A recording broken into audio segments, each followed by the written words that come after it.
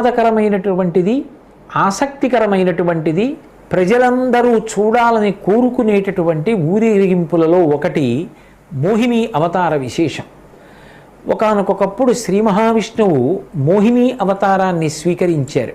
ఎప్పుడైనా అవతారము అన్న మాటకు అర్థం ఏమిటంటే, అసలు ఈ మాంసచక్షు చేత చూడడానికి యోగ్యము కాకుండా అంతటా పరివ్యాప్తమైనటువంటి పరమాత్మ కిందకి దిగి వస్తే అవతారము అంటారు. తార అంటే పైన ఉన్నది, అవతార క్రిందికి వచ్చినది. క్రిందికి వచ్చారు. ఏ రూపంతో వచ్చారు? మోహిని రూపంలో వచ్చారు. మోహిని అంటే అత్యంత విలాసవంతమైనటువంటి రూపంతో ఒక స్త్రీగా వచ్చారు. ఏమిటి అలా రావడానికి ఒక ప్రయోజనం ఉంటుంది. ఏ ప్రయోజనానికి మోహిని రూపాన్ని స్వీకరించారు అంటే, దేవతలకు దానవులకు కూడా జరామరణములు లేకుండా అమృతాన్ని తాగాలి అని కోరిక పుట్టింది. క్షీరసాగర మథనం చేశారు. అమృత కలశం పైకొచ్చింది. వెంటనే దానవులు ఆ అమృతాన్ని లాక్కుని చేతులు మార్చుకుంటూ మేం తాగుతామంటూ అది దేవతలకు దక్కకుండా చేయడం కోసమని ప్రయత్నిస్తున్నారు. దేవతలు ఆ అమృతాన్ని తాము కూడా తాగాలన్న ఉద్దేశ్యంతో శ్రీ మహావిష్ణువును ఆశ్రయించారు. వెంటనే స్వామి మోహిని అవతారాన్ని స్వీకరించి అమృత భాండాన్ని తాను స్వీకరించి దానవులను ఒక వరుస క్రమంలో కూర్చోపెట్టాడు, దేవతలని ఒక వరుస క్రమంలో కూర్చోపెట్టాడు. దానవులందరూ ఆయన యొక్క విలాసమైన చేష్టితముల చేత ఆకర్షితులయ్యారు. స్త్రీ రూపంలో ఉన్నాడు కదూ, ఆమె యొక్క విలాసములను చూసి సమ్మోహితులై అసలు వాళ్ళు అమృతం తాగాలన్న విషయాన్ని మరిచిపోయారు. వాళ్ళని మభ్యపెట్టాడు. అమృతం మాత్రం దేవతలకి పోస్తున్నాడు. ఏమి పరమాత్మకి పక్షపాతమా? కాదు. ఎవరు ధర్మ సంరక్షణ చేస్తారో వాళ్ళకి ప్రత్యేకమైనటువంటి అనుగ్రహాన్ని ఇస్తాడు. దేవతలంటే కాంతి కలిగిన వారు, ప్రకాశవంతమైన శరీరములు కలిగిన వారు, ఎప్పుడూ ధర్మమునందు అనురక్తి కలిగినటువంటి వారు, భక్త పరిపాలనం చేసేటటువంటి వారు, శాస్త్ర ప్రమాణము యొక్క వైశిష్ట్యాన్ని అంగీకరించిన వారు. కాబట్టి ఇప్పుడు దేవతలకి అమృతాన్ని పంచిపెడుతున్నాడు, దానవులకు అమృతం దక్కకుండా చేస్తున్నాడు. ఒక్క మోహినియే విలాసముల చేత వాళ్ళకి అమృతం దక్కకుండా చేస్తోంది.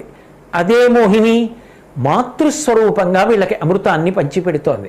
ఇది మోహిని అవతారానికి ఉండేటటువంటి విశేషం. ఆ పరమాత్మయే భయకృత్, భయాన్ని కల్పిస్తాడు. ఆ పరమాత్మయే భయనాశన, భయాన్ని పోగొడతాడు. ఆ పరమాత్మయే మనకి ఇంద్రియాలు ఇస్తాడు. ఆ పరమాత్మయే లోకములందు విషయ సుఖాలని కూడా కల్పిస్తాడు.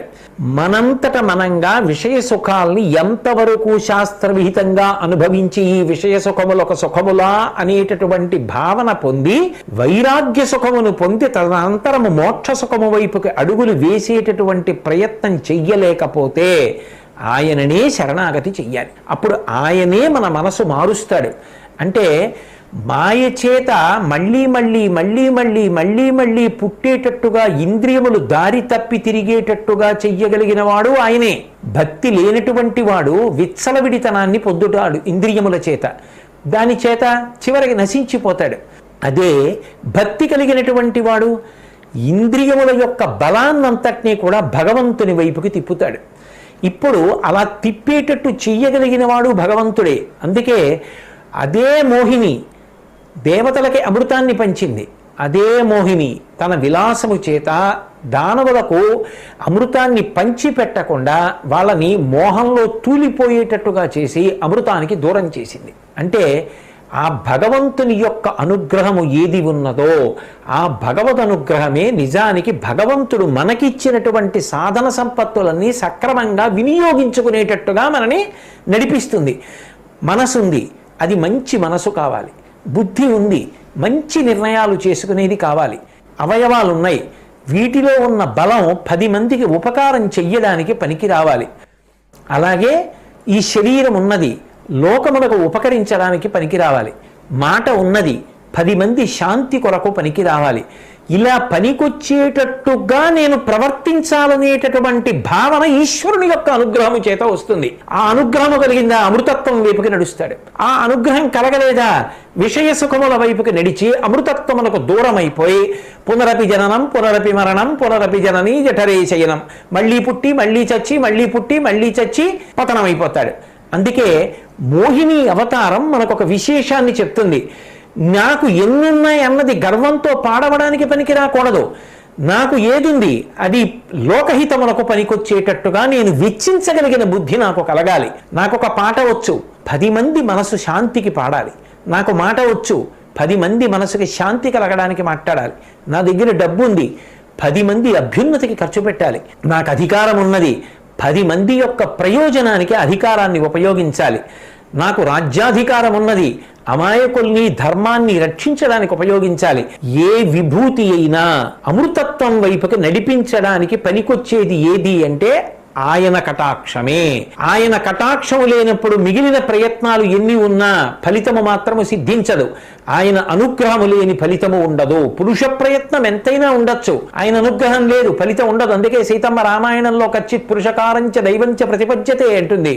పురుష ప్రయత్నానికి దైవానుగ్రహం తోడు కావాలి. ఇన్ని విశేషాల్ని ఆవిష్కరించినటువంటి అవతారం మోహిని అవతారం. ఆ స్వామి ఇవాళ పరమపావనమైనటువంటి వెంకటాచల క్షేత్రంలో ఆనంద నిలయానికి ప్రదక్షిణంగా మాడవీధులలో మోహిని రూపంలో ఇంత గొప్పగా ఈ బ్రహ్మోత్సవాలలో ఇంతమంది భక్తజనుల మధ్యలో వెడుతున్నాడు అంటే మనం అందరం ఏం కోరుకోవాలంటే, స్వామి నన్ను దేవతని చేసి నాకు అమృతాన్ని, నన్ను దానవుణ్ణి చేసి నేను పైపైన ఉండేటటువంటి విలాసాలకి, ఇంద్రియ లౌల్యానికి, మాయకి వశపడిపోయి చిట్ట చివర నీ అనుగ్రహానికి దూరమైపోయేటట్టుగా నేను బ్రతికేటటువంటి రోజు రాకుండుగాక. ఎప్పుడూ నీ అనుగ్రహానికి నేను నోచుకొనినదనుగాక. నన్ను కూర్చోపెట్టి నువ్వు తెచ్చి నాకు అమృతం ఇచ్చేటట్టుగా నేను బ్రతకాలి అంటే దేవతల్లా నాకు ధర్మపక్షపాతం ఉండాలి, మంచి పట్ల పక్షపాతం ఉండాలి, లోకహితము కొరకు ప్రయత్నించాలి. అప్పుడు నువ్వు మోహినివైనా నాకు తల్లివై కాపాడతావు. నేను దానవుడినైపోతే నన్ను నువ్వు ఈ లౌల్యమునందు ముంచి నేను నాశనం అవ్వడానికి నువ్వు ఇచ్చినటువంటి ఈ సమస్త శక్తులు కారణమవుతాయి.